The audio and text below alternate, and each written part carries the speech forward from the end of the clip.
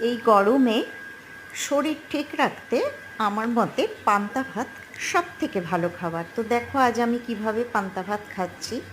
পান্তা ভাত নিয়ে নিলাম একটা কাঁচা লঙ্কা, অর্ধেকটা পেঁয়াজ, আর নিলাম দুটো লেবু পাতা। দেখো নিয়ে নিলাম দুটো পটল ভাজা। আর এইভাবে একদম মানে সাধারণ, আমি কোনো বড়া টড়া কিচ্ছু করিনি। এইভাবে কেউ খাও নাকি পান্তা, আমাকে সেটা জানিও। এখানে দেখো পাতলা পাতলা করে কেটে কাঁকরোল ভেজে নিয়েছি। নিয়ে নিলাম একটু শসা, একটু পাতিলেবু। আর মানে পান্তা ভাত খাওয়ার জন্য আলাদা করে কোনো জোগাড় আমি করিনি।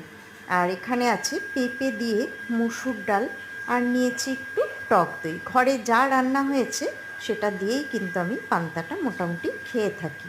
বেশ ভালোই লাগে খেতে, তোমরাও খেয়ে দেখো।